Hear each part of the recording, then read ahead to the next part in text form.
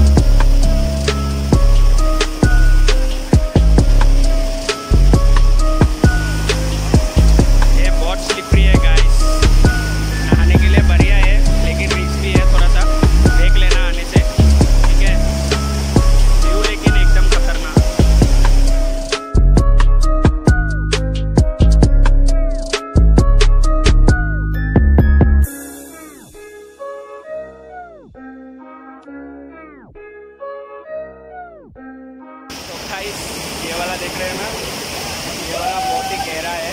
यहाँ पे जाने से ही नहीं जाने से ही अच्छा है, तो ये बहुत ही गहरा है। तो गाइस ये सब ऑरेंज का वो है, प्लांट है।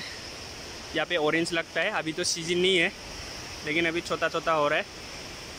तो यहाँ पे आने से आपको सब जगह देखने को मिलेगा। ये सब बागान है, मतलब यहाँ पे वो लगाता है यहाँ का लोकल लोग।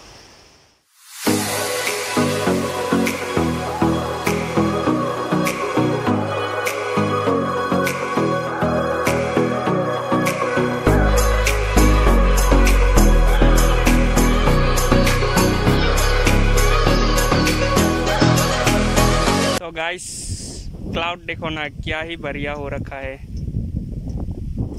सनलाइट गिरने से क्या चाल पूरा एकदम ब्राइट ब्राइट